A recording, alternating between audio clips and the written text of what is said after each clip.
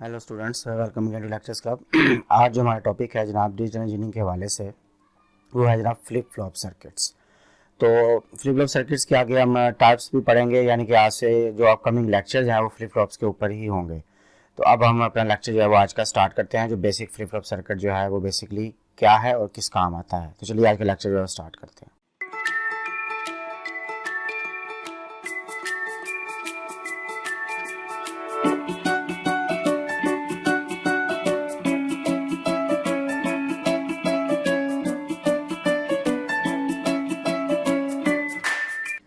तो जनाब जो फ्लिप फ्लॉप सर्किट है, कोई भी फ्लिप फ्लॉप सर्किट है, वो बेसिकली है क्या। अ flip flop circuit contains can maintain a binary state indefinitely as long as power is delivered to the circuit until directed by input signal to switch states। इसका मतलब ये है कि कोई भी फ्लिप फ्लॉप जो सर्किट है ये क्या करेगा, कोई बाइनरी स्टेट है या तो 0 है या 1 है, कोई एक बाइनरी स्टेट को इनडेफिनेट टाइम यानी कि तब तक उसी स्टेट पर रहेगा। अगर 0 है स्टेट पर है तो 0 पर ही रहेगा, अगर 1 है तो 1 ही रहेगा। अगर हम उसको पावर सप्लाई देते रहे और अगर हम उसको कोई सिग्नल दें, इनपुट सिग्नल दें, तो अपने स्टेट को स्विच कर दे। यानी कि अगर उसकी स्टेट 0 थी तो 1 हो जाए, अगर 1 थी तो 0 हो जाए। यानी कि जब तक हम उसको सिग्नल नहीं देंगे वो अपनी स्टेट को स्विच नहीं करेगा, उसी स्टेट के ऊपर ही रहेगा अंटिल के हम उसको वैसे ही बंद कर दें। अब हमें पता है कि जितने भी लॉजिक सर्किट्स हैं वो एक लॉजिक सर्किट से या 2 या 3 लॉजिक सर्किट्स का बेसिकली कम्बिनेशन होता है। अब हमने डिटेल के अंदर पहले भी लॉजिक गेट्स के वाले से भी पहले पढ़ चुके हैं कि कोई भी लॉजिक सर्किट है उसकी कोई सर्टेन इनपुट्स होती हैं और कोई सर्टेन आउटपुट होती है उसकी। यानी कि उसकी जो आउटपुट है ये डिपेंडेंट होगी इनपुट्स के ऊपर, यानी कि इनपुट्स के ऊपर जो कम्बिनेशन होगा जीरोस का या वंस का, उसी के लिहाज से हम आउटपुट डिफाइन करते हैं। जैसे अगर आपको याद हो तो एंड गेट के इनपुट्स के आउटपुट जो है वो उसकी इनपुट के ऊपर डिपेंड कर रही है 1.0, यानी कि मल्टीप्लाई करते हैं। इसी तरह अगर और गेट हो जाएगा तो हम ऐड करके देखते हैं कि आउटपुट क्या आ रही है। तो आउटपुट जो है बेसिकली डिपेंडेंट है इनपुट्स के ऊपर, इनपुट पे जो वैल्यूज आएंगी उसी लिहाज से आउटपुट आएगी। लेकिन बहुत से ऐसे जो हैं वो लॉजिक सर्किट्स होते हैं जिनमें मेमोरी एलिमेंट्स भी होते हैं, यानी कि वो अपने पास इंफॉर्मेशन को सेव भी कर सकते हैं, बिट्स को अपने पास सेव भी कर सकते हैं। तो वो जो सर्किट्स हैं उनमें क्या होगा कि अब जो इनपुट हम देंगे वो ना सिर्फ जो आउटपुट है बेसिकली वो ना सिर्फ इनपुट्स के ऊपर डिपेंड करेगी, बल्कि मेमोरी के अंदर यानी कि जो हमने चीज़ें सेव की होंगी या कोई बिट सेव की होगी वो भी एज ए इनपुट उसके पास जा रही होगी और उसके ऊपर भी डिपेंड करेगा कि आउटपुट हमारे पास क्या आनी है। समझ आ रही बात? मैं रिपीट करता हूँ कि पहले मेमोरी एलिमेंट से पहले जो भी इनपुट्स थी वो किस पर जो भी आउटपुट थी वो इनपुट पर डिपेंड कर रही थी, सही है। लेकिन मेमोरी एलिमेंट के अंदर जो कि इंफॉर्मेशन सेव है अब जो भी इनपुट आएगी इस तरह मेमोरी एलिमेंट में जो बिट सेव की हुई है वो भी एज ए इनपुट जा रही है। तो अब जो आउटपुट है ये वाली ये बेसिकली डिपेंड कर रही है इन इनपुट्स के ऊपर, प्लस जो ऑलरेडी जो इन्फॉर्मेशन हमने सेव की हुई थी उसके ऊपर भी कि वो किस कंडीशन में है, तो फिर आउटपुट हमारे पास आएगी। ठीक है, तो ये सिक्वेंशियल लॉजिक सर्किट्स होते हैं और फ्लिप फ्लॉप्स जो है वो सिक्वेंशियल जो सर्किट्स हैं उनके अंदर ही ये आते हैं। तो अब हम नेक्स्ट देखते हैं कि flip flops RS flip flop क्या है और फर्दर फिर इसको समझते हैं कि कैसे काम करता है। कोई भी जो बेसिक फ्लिप फ्लॉप सर्किट है वो 2 नैंड गेट्स और 2 नॉट गेट्स के साथ जो है वो बनाया जा सकता है। यानी कि बेसिक जो फ्लिप फ्लॉप सर्किट है ये 2 नैंड गेट्स को यूज़ कर सकते हैं, ये 2 नॉट गेट्स को हम जो है वो यूज़ कर सकते हैं। जैसे यहाँ पर देखें कि हमारे पास 2 जो है हमने नॉट गेट्स को यहाँ पर यूज़ किया हुआ है फ्लिप फ्लॉप सर्किट बनाने के लिए, और आप देखिए कि इसकी जो आउटपुट है वो बेसिकली इसकी इनपुट है, सिमिलरली इसकी जो आउटपुट है वो इसकी एक इनपुट भी है। यानी कि एक फीडबैक का सिस्टम जो है वो आ रहा है, यानी कि जो भी आउटपुट आ रही है वो इस वाले गेट की जो इनपुट पर जा रही है, एक फीडबैक आ रहा है। सिमिलरली इसकी जो आउटपुट है वो इस वाले सर्किट की इनपुट पर आ रही है, तो ये भी एक फीडबैक का सिस्टम जा रहा है। यानी कि अब कोई भी हम इनपुट देंगे इस गेट के ऊपर तो ना सिर्फ वो जो भी आउटपुट आएगी इस गेट की यानी कि तो इस इनपुट के ऊपर भी डिपेंडेंट होगी और इसके आउटपुट पर भी डिपेंडेंट होगी। सिमिलरली इस गेट की जो आउटपुट होगी वो ना सिर्फ इस वाले इनपुट पे डिपेंडेंट होगी बल्कि इस वाले गेट की आउटपुट पे भी डिपेंडेंट होगी कि इस वाले गेट के आउटपुट पे क्या जो है इस वक्त स्टेट क्या है, 0 है या 1 है। अब कोई भी जो फ्लिप फ्लॉप सर्किट है उसके 2 आउटपुट्स होंगी, एक को हम क्यू कहते हैं, एक को हम क्यू बार कहते हैं। तो अब आपको यहाँ से पता चल जाएगा कि क्यू और क्यू बार क्या है, दूसरे को उलट है। यानी कि जो क्यू पर स्टेट आएगी क्यू बार पर उसके बिल्कुल ऑपोजिट स्टेट आएगी। अगर क्यू पर 0 है तो क्यू बार पर 1 होगा, अगर क्यू पर 1 है तो क्यू बार पर जो है वो 0 आ जाएगा, यानी कि उलट होगी। अगर दोनों पर एक जैसी स्टेट्स आ गई हैं तो वो इनवैलिड जो है, यानी कि अगर यहाँ भी 1 आ गया, यहाँ भी 1 आ गया तो उसको हम कहेंगे इनवैलिड जो है हमारे पास स्टेट या कंडीशन आ गई है। और फ्लिप फ्लॉप की दो इनपुट्स हैं, एक को हम आर से रिप्रेजेंट करते हैं, इसको हम रीसेट कहते हैं, एक को हम एस से रिप्रेजेंट करते हैं, इसको हम सेट कहते हैं। तो ये बेसिकली जो है हमारे पास आर एस जो है फ्लिप फ्लॉप सर्किट है। और भी टाइप्स है जो हम आगे जाके फर्दर पढ़ेंगे। तो इस वक्त जो आज हम पढ़ने लगे हैं वो है जी R S flip flop circuit. तो अब हम समझते हैं कि ये R S flip flop circuit जो है बेसिकली कैसे जो है काम करेगा और किस तरह से ये स्टेट जो है वो इनडेफिनेट टाइम के लिए जो है वो अपने पास सेव कर सकता है इंफॉर्मेशन को। तो अब हम समझते हैं कि आर एस फ्लिप फ्लॉप जो सर्किट है ये बेसिकली काम कैसे करेगा और किस तरह से ये कोई भी आउटपुट स्टेट जो है उसको इनडेफिनेट टाइम के लिए जो है वो सेव कर सकता है इंफॉर्मेशन को। तो हमें पता है कि आर और एस दोनों बूलियन वेरिएबल्स हैं, यानी कि इनपुट्स हैं, डिजिटल इनपुट्स हैं। तो या तो इनकी वैल्यू 1 होगी या 0 होगी। तो टू वैल्यूज़ है, पॉसिबल कम्बिनेशन यही है कि या तो एस की वैल्यू 1 है, आर की 0 है, या दोनों 0 हैं, या आर 1 है, एस जो है 0 है, या दोनों 1 1 है। सही है। तो ये 4 पॉसिबल वैल्यूज़ ही हो सकती हैं। तो इन्हीं 4 पॉसिबल वैल्यूज़ को जो है वो मैंने यहाँ पर लिखा हुआ है। ये 5 क्यों लिखी हुई है ये भी आपको समझ आएगी, क्योंकि ये हमने इसकी वर्किंग समझनी है कि किस तरह से ये जो है वो स्टेट को स्विच करता है या किस तरह से कोई इन्फॉर्मेशन को जो है वो सेव करता है और किस तरह से जो है वो इनवैलिड कंडीशन हमारे पास आ जाती है। इसलिए ये 5 वैल्यूज़ लिखी हुई हैं। सही है। तो आपको पता है कि ये इसकी वर्किंग अब आर और एस पे कोई ना कोई हम इनपुट्स देंगे और उसके वजह से आउटपुट्स हमारे पर क्यू और क्यू बार आएंगी। और क्यू और क्यू बार कैसे आएंगी उसको समझने के लिए हमें ये भी समझना चाहिए कि हमने गेट्स कौन से लगाए हुए हैं। हमने इस केस के अंदर जो है वो नॉर गेट्स लगाए हुए, तो हमें पता होना चाहिए कि नॉर गेट्स की इनपुट्स जो आएंगी वो आउटपुट हमारे पास जो है वो क्या आएगी। तो उसके लिए मैंने यहाँ पर नॉर गेट का जो टेबल है वो कॉपी कर लिया है। तो हमें अब इस टेबल पर आप गौर करें कि अगर हमारे पास एक भी इनपुट जो है वो 1 आ जाती है, सही है, एक भी इनपुट हमारे पास 1 आ गई, यहाँ पर देखिए, तो आउटपुट हमारे पास 0 आ जाती है। और अगर दोनों के दोनों इनपुट्स 1 है तो डेफिनेटली हमारे पास वो आउटपुट जो है वो 0 ही आएगी। 1 हमारे पास कब आएगी आउटपुट, जब हमारे पास दोनों के दोनों इनपुट जो है वो 0 हो जाएंगे। तो ये टेबल आप सामने रखेंगे तो फिर आपको आर एस फ्लिप फ्लॉप जो है वो अगर आप बेशक नैंड गेट से बनाएं, बेशक आप नॉर गेट से बनाएं, तो कभी भी आपको जो है वो गलती नहीं लगेगी। आपको इसकी आउटपुट टेबल जो है बनाने के अंदर, अगर एग्जाम के अंदर आप भूल भी जाएं तो आप जो है वो टेबल अगर आपने रट्टा नहीं लगाया हुआ, समझ के लिखे तो अच्छी बात है, कुछ स्टूडेंट्स वो रट्टा भी लगा लेते हैं। तो अगर आपने रट्टा नहीं लगाया तो फिर भी आपको परेशानी नहीं, अगर आपको इसकी वर्किंग जो है वो इजीली समझ आ जाए अगर आप ये टेबल जो है वो एस और आर की वैल्यूज़ को चेंज करें। तो अब हम 1 बाय 1 जो एस और आर की वैल्यूज़ को जो है वो चेंज करते हैं और देखते हैं कि जनाब हमारे पास जो है वो आउटपुट पे क्या आता है। तो मैंने यहाँ से पेन सेलेक्ट कर लिया। अब हमारे पास जो है सबसे पहले इसको स्टार्ट करना है, तो हमारे पास एस वैल्यू 1 है और आर 0 है। 0 का मतलब है कि कोई सिग्नल हमने नहीं दिया हुआ या ऑफ है, हमें ये पहले भी समझा हुआ है डिजिटल इंजीनियरिंग के अंदर। तो अभी हम यहाँ पर एस की वैल्यू जो है 1 दे देते हैं। सही है। लेट से मैंने आर पर अभी कोई वैल्यू नहीं दी हुई, 0 है। सही है। तो यहाँ पर आर को मैं 0 लिख लेता हूँ। ठीक है। अभी हमने बिल्कुल जो है वो सर्किट को हमने स्टार्ट किया है। अब एस की वैल्यू 1 है। सही है। अब हमने स्टार्ट किया तो अभी ये वाला गेट तो वैसे ही बंद है, अभी हमने आर पे कोई सिग्नल दिया नहीं, एस पे हमने एक सिग्नल दिया 1। अब हमें पता है कि जो भी नॉर गेट है, अभी हमने देखा है कि अगर एक भी इनपुट 1 आ जाए, सही है, एक भी इनपुट 1 आ जाए तो आउटपुट जो है वो 0 रहेगी, आउटपुट जो है वो 0 रहेगी। ठीक है, समझ आ गई। इसके अलावा यह है कि अगर एस पर 1 है तो इस वाले इनपुट के ऊपर बेशक 0 आ जाए या 1 आ जाए, क्या फर्क पड़ेगा, कोई फर्क नहीं पड़ेगा, आउटपुट हमेशा जो है वो 0 ही आएगी। सही है। इसलिए हम यहाँ पर जो है वो बगैर किसी हेसिटेशन के यहाँ पर 0 लिख सकते हैं। अब ये जो आउटपुट है ये बेसिकली फीडबैक है, यहाँ इनपुट भी मिल रही है, इस वाले गेट को इनपुट मिल रही है।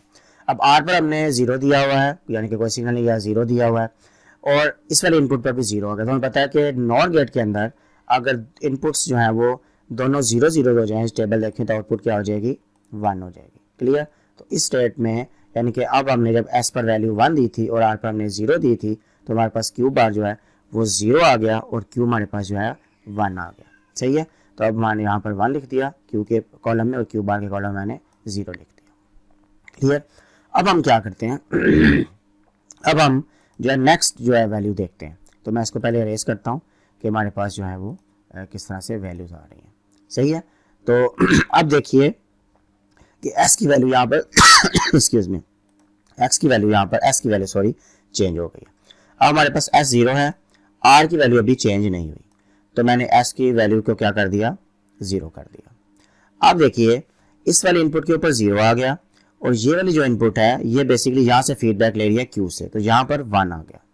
सही है, यहाँ से 1 आ, क्योंकि अब जो वैल्यू है वो एस की वैल्यू जो है वो डिपेंडेंट जो है वो यानी कि हम बाय डिफॉल्ट नहीं लिखेंगे, अब हम देखेंगे कि यहाँ से फीडबैक क्या आ रहा है। सेकंड वैल्यू, पहली वैल्यू में हमने देखा था बाय डिफॉल्ट स्टेबल को, लेकिन अब हम देख रहे हैं कि क्यू या क्यू बार के वाले से इनपुट्स क्या आ रही हैं, क्योंकि नेक्स्ट अब ये सर्किट ऑन हो गया तो हम स्टेट चेंज करेंगे तो आउटपुट के ऊपर भी डिपेंडेंट होगा। यही तो फ्लिप फ्लॉप सर्किट है जो मैंने सिक्वेंशियल सर्किट में आपको बताया था कि जो इनपुट्स जिनमें मेमोरी एलिमेंट्स होंगे तो फिर आउटपुट जो होगी ना सिर्फ इनपुट के ऊपर डिपेंडेंट होगी बल्कि जो पहले से इंफॉर्मेशन सेव है उसके ऊपर भी डिपेंडेंट होगी। ये मैंने आपको बताया था। तो अब जो हमारे पास इस गेट की जो आउटपुट है वो ना सिर्फ इस वाले इनपुट पे डिपेंडेंट है यानी कि ये वाले 0 पे डिपेंडेंट है, बल्कि इस फीडबैक पे भी डिपेंडेंट है कि यहाँ पर जो इन्फॉर्मेशन 1 सेव हो गई थी वो क्या है, यानी कि इस गेट में इसके आउटपुट पे क्यू पे हमारे पास क्या इन्फॉर्मेशन सेव थी। अब हमारे पास यहाँ पर 1 सेव था तो 0 और 1 आ गया, तो हमें पता है कि एक भी इनपुट जो है वो 1 आ जाए तो हमारे पास आउटपुट जो है वो 0 ही रहेगा, तो ये 0 एज इट इज ही रहेगा और ये वाला 0 एज इट इज यहाँ पर चला जाएगा। तो हमें पता है कि 0 और 0, अगर ये इनपुट आर भी 0 है और ये भी इनपुट 0 है तो आउटपुट जो है 1 ही रहेगी, कोई फर्क नहीं पड़ेगा। तो इस केस में हमारे पास क्यू के कॉलम में 1 ही आ जाएगा और क्यू बार के कॉलम में जो है वो 0 ही आ जाएगा। क्लियर, समझ आ गई। अब हम थर्ड देखते हैं और फिर एक चीज़ को जो है वो हम समझते हैं। मैं यहाँ से रेस करता हूँ, हमें ज़रूरत है जनाब, ये रेस कर दिया, ये रेस कर देते हैं जनाब, हम ये रेस कर देते हैं, कुछ वैल्यूज़ को हम जिनको हमने चेंज करना है हम उनको रेस कर देते हैं। सही है, एस की वैल्यू चेंज नहीं हुई तो मैं इस पर 0 लिखे रहता हूँ, बाकी मैं जो है वो रेस कर देता हूँ। ठीक है जनाब। अब हमारे पास जो है एस के ऊपर हमारे पास क्या है, एस के ऊपर 0 है जो कि मैंने पहले लिखा हुआ है, ठीक है, और आर के ऊपर हमारे पास 1 है, तो मैं यहाँ पर 1 लिख देता हूँ। सही है, अब हमारे पास एस पे 0 है और आर पे 1 है। अब देखिए हमने एस में तो कोई चेंज नहीं किया ना, इसलिए अभी हम इस गेट को पहले पकड़ेंगे क्योंकि वहां पे हमने अब सिग्नल को चेंज किया, तो हम देखेंगे इस गेट में क्या चेंज आ रहा है ऊपर वाले गेट में। तो अब यहाँ पर आर 1 है तो यहाँ पर तो पता है कि इस वाली इनपुट पर 1 है और ये वाली जो इनपुट है जो फीडबैक वाली है वहां पर 0 है। सही है, ये यहाँ से फीडबैक ले रहा है, इस जगह से फीडबैक आ रहा है, ठीक है, तो यहाँ पर 0 आ गया। अब हमें पता है कि एक भी इनपुट अगर 1 है नॉर गेट की तो आउटपुट क्या आ जाएगी 0, तो अब क्यू की वैल्यू चेंज होकर 0 हो जाएगी। क्लियर, यहाँ से यानी कि वैल्यू चेंज हो गई है, आर की वैल्यू हमने चेंज की तो क्यू की वैल्यू चेंज हो जाएगी। अब यहाँ पर यहाँ से फीडबैक जा रहा है दूसरे वाले गेट पर और जो है वो यहाँ पर 0 आ गया, यानी कि नीचे वाला जो गेट था उस पर हमारे पास अब दोनों इनपुट्स पे 0 आ गया। अब दोनों इनपुट्स पर अगर 0 आ गया तो ये वाली स्टेट जो है वो चेंज हो जाएगी, तो क्यू बार पर हमारे पास जो है 1 आ जाएगा। सही है, तो अब क्या हुआ कि हमारे पास क्यू पर 0 आ गया, क्यू बार पर 1 आ गया। तो फ्लिप फ्लॉप की अगर डेफिनेशन जो मैंने अभी आपको बताई थी कि वो कोई भी स्टेट है उसको इंडेफिनेट टाइम के लिए वो सेव करेगा अनटिल अनलेस कि हम उसकी इनपुट पर कोई सिग्नल दें तो उसकी स्टेट जो है वो स्विच कर जाए। अब देखिए कि यहाँ पर क्यू था 1, क्यू बार था 0। सिमिलरली हमने आर पर 0 दिया, एस पर 0, तो फिर भी क्यू 1 रहा और क्यू बार 1 रहा। अब ये स्टेट इंडेफिनेट टाइम के लिए रहनी थी अनटिल अनलेस कि हम आर पर 1 ना देते। जैसे हमने आर पर 1 दिया यानी कि रीसेट किस्म का कर दिया तो आप देखें कि स्टेट जो है वो चेंज हो गई। इसका मतलब है कि आर के ऊपर हम इंफॉर्मेशन देंगे, जब आर के ऊपर सिग्नल दिया तो स्टेट जो है वो चेंज होगी। अगर आर पर हम सिग्नल नहीं देते तो इसको सर्किट को इसी तरह छोड़ देते, बस पावर सप्लाई हम देते रहते, उसको पावर सप्लाई बंद ना करते, तो 1 और 0 की जो स्टेट थी ये इनडेफिनेट टाइम के लिए ऐसी रहनी थी अनटिल अनलेस कि हम आर पर कोई सिग्नल देते तो स्टेट को चेंज करते। तो ये फ्लिप फ्लॉप सर्किट है कि वो इनडेफिनेट टाइम के लिए कोई भी स्टेट या इन्फॉर्मेशन को सेव करेगा अनटिल अनलेस कि हम इनपुट पर कोई सिग्नल देकर सर्टेन इनपुट के ऊपर सिग्नल देकर उसकी स्टेट को हम जो है वो चेंज कर दें। तो अब यहाँ पर स्टेट जो है वो चेंज हो गई है। क्लियर, अब हम दोबारा देखते हैं कि नेक्स्ट हमारे पास जो कॉलम है उसमें हमारे पास एक तो ये 0 है और एक ये 0, यानी कि अब एस उसी तरह ही रहा है, एस में कोई स्टेट में चेंज नहीं आया, लेकिन आर की जो है वो स्टेट में चेंज आ गया। तो हम देखते हैं कि क्या फ़र्क पड़ेगा अगर आर के ऊपर हम जो है वो 0 दे देते हैं। अगर आर के ऊपर हम 0 देंगे तो ये इसी तरह टेबल को आप फॉलो करेंगे तो आर में हमारे पास जो है वो क्यू पे 0 ही रहा और हमारे पास जो है वो क्यू बार पे हमारे पास 1 आ गया। सही है, क्यू बार पे हमारे पास 1, यानी कि 0 0 में स्टेट जो है उसी तरह मेंटेन रहेगी। जिस तरह यहाँ पर देखिए 1 और 0 था तो स्टेट उसी तरह जो है वो मेंटेन रही थी। क्लियर, समझ आ गई आपकी? तो स्टेट उसी तरह से मेंटेन रहेगी। अब हमारे पास यहाँ पर 1 है, इसको मैं समझा भी देता हूँ आपको, कोई परेशानी वाली बात नहीं, मैं आपको इसको रेज करके जो है स्टेट को समझा देता हूँ। अगर आपको किसी किस्म की कोई कन्फ्यूजन है तो मैं यहाँ से इसको एक दफ़ा इरेज करता हूँ। ये इसको मैंने इन्फॉर्मेशन को चले इरेज कर देता हूँ, इसको इरेज कर देते हैं, क्योंकि अब हमारे पास नई इनपुट जो है 1 आ गई है क्यू बार के ऊपर, तो इसको भी मैं जो है वो इरेज कर देता हूँ। क्लियर? अच्छा जी, तो मैं यहाँ से पेन सेलेक्ट कर लेता हूँ जनाब। अब देखिए हमने आर की वैल्यू जो है वो चेंज की थी, सही है, एस तो 0 ही है, तो मैं आर को यहाँ पर चेंज कर देता हूँ। मैं आर को यानी कि 0 कर दिया। अब आर को मैंने 0 किया तो आर की स्टेट चेंज किया, तो पहले हम इसी गेट को देखेंगे, जिस जहाँ से स्टेट चेंज किया उसी को देखेंगे हम कि उसकी आउटपुट क्या आ रही है। अब देखिए आर पे यहाँ पर 0 है, तो फीडबैक वाले जो इनपुट है उस पर 1 है, क्योंकि अब क्यू बार की जो है इन्फॉर्मेशन लास्ट 1 है, यानी कि क्यू बार पे अब जो वैल्यू आई है वो 1 है। तो यहाँ पर हमारे पास क्या आ गया? 1 आ गया। हमें पता है कि एक भी इनपुट जो है वो 1 आ जाएगी तो आउटपुट जो है वो 0 है, यानी कि इन्फॉर्मेशन उसी तरह रिटेन रही। यहाँ पर 0 था तो फर्क नहीं पड़ा, क्यू के ऊपर क्यू 0 ही रहा, तो इन्फॉर्मेशन हमारे पास रिटेन रही, यानी कि उसने उस स्टेट को मेंटेन किया। अब ये 0 जो है वो एज इट इज फीडबैक में इस 0 पर यहाँ इस इनपुट पर आ गया। अब दोनों इनपुट्स पर इस वाले गेट की नीचे वाले गेट की दोनों इनपुट जो है वो 0 0 है, तो आउटपुट जो है वो 1 आ जाएगी, यानी कि किसी भी किस्म की स्टेट में कोई फर्क नहीं पड़ा। तो इस केस में अगर आप दोनों एक बार आप जो भी आर के ऊपर सिग्नल देकर उसको या सर्टेन इनपुट के ऊपर सिग्नल देकर उसको रीसेट करेंगे, जब आप इन्फॉर्मेशन को रीसेट करेंगे जब इन्फॉर्मेशन को, उसके बाद आप उसको इनपुट ना दें, यानी कि दोनों 0 0 रखें, तो वो तब तक जो है वो उसी तरह मेंटेन रहेगी। अगर आप उसके बाद एस और आर की वैल्यू को चेंज करेंगे तो इन्फॉर्मेशन जो है वो चेंज हो सकती है, सही है, वरना अदरवाइज आप कोई सिग्नल नहीं देंगे आर और एस के ऊपर, तो एज इट इज लंबे टाइम के लिए जब तक कि आप जो है वो इनपुट ना दें तो स्टेट में कोई फर्क नहीं पड़ेगा, सही है। यही फ्लिप फ्लॉप की डेफिनेशन में भी आपको बताया गया था। अब क्या कर रहा है कि एस के ऊपर भी 1 दे रहा है और वो आर के ऊपर भी जो है वो 1 दे रहा है। तो हम यहाँ पर देखते हैं कि एस को भी 1 करके देखते हैं और आर को भी हम 1 करके देखते हैं। तो आपको सामने नजर आ रहा है कि एस को भी अगर 1 कर दें, हम यहाँ पे भी 1 कर देते हैं, सही है। तो दोबारा हम इंफॉर्मेशन जो है वो देखते हैं कि हमारे पास क्या आ गया, सही है। तो अगर हम एस को भी 1 करें तो हमारे पास यहाँ से पहले रहता हूँ, एस भी 1 कर दिया हमने और आर भी 1 कर दिया। अब हमें पता है कि एस और 1 कोई एक इनपुट भी 1 आ गई है, यानी कि इस केस में 1 आ गई, इस केस में 1 आ गया, तो डेफिनेटली टेबल को फॉलो करते हैं हम यहाँ भी 0 लिखेंगे और यहाँ भी 0 लिखेंगे, सही है, ठीक है। अब देखिए कि ये हमारे पास इनवैलिड कंडीशन आ गई। क्यों इनवैलिड आई है? क्योंकि क्यू जो है और क्यू बार एक दूसरे के उलट है, यानी कि जो क्यू में आएगा क्यू बार में उसके उलट आएगा, तो ये हमारे पास एक इनवैलिड स्टेट जो है वो आ गई है, समझ आ गई है। तो आई होप कि ये जो नॉर गेट वाला जो आपको फ्लिप फ्लॉप सर्किट है ये आपको समझ आ गया होगा कि कब तक ये इन्फॉर्मेशन जो है वो रिटेन करेगा और किस तरह से इन्फॉर्मेशन रिटेन करेगा, और कब हम इनपुट जो है वो चेंज करेंगे तो आउटपुट जो है वो चेंज हो जाएगी। इसी तरह जो है जो नॉर गेट से जो नैंड गेट के साथ जो फ्लिप फ्लॉप सर्किट जो बनाया जाता है उसको भी आप इस तरह टेबल को फॉलो करते हुए आप बना सकते हैं। फ़र्क ये होता है कि नैंड गेट के केस में क्यू की जो इनपुट है वो एस है और क्यू बार वाले जो गेट है उसकी इनपुट जो है वो आर है, जबकि नॉर गेट के केस में क्यू वाले जो गेट था उसकी इनपुट आर थी और क्यू बार वाली जो आउटपुट थी उसकी इनपुट जो है वो एस था। बस इतना फ़र्क है, बाकी टेबल को आप उसी तरह फॉलो करेंगे और उसमें देखें कि 0 0 के ऊपर जो है वो स्टेट चेंज नहीं हो रही थी, इसमें हमारे पास 1 1 के ऊपर इन्फॉर्मेशन जो है वो चेंज नहीं होगी, और उसके अंदर जो है वो 1 1 जब दोनों इनपुट्स थी आर और एस तो हमारे पास इनवैलिड स्टेट आ गई थी 0 0, जबकि हमारे पास एस और आर जब 0 0 होंगी तो इनवैलिड स्टेट जो है 1 1, यानी कि क्यू और क्यू बार जो है वो 1 1 हमारे पास जो है वो आ जाएगा। तो आई होप कि आपको आज का फ्लिप फ्लॉप सर्किट जो है उसी तरह समझ आ गया होगा। तो नेक्स्ट इंशाल्लाह हम जो है वो फ्लिप फ्लॉप सर्किट्स की दूसरी टाइप जो है वो पढ़ेंगे, और अगर आपको ये अच्छी तरह समझ आ गया तो आपने इस वीडियो को लाइक भी करना है, चैनल को सब्सक्राइब भी करना है और इन्फॉर्मेशन को जो है वो दूसरे स्टूडेंट्स के साथ शेयर भी करना है। मिलते हैं अगली वीडियो में, अल्लाह हाफिज़।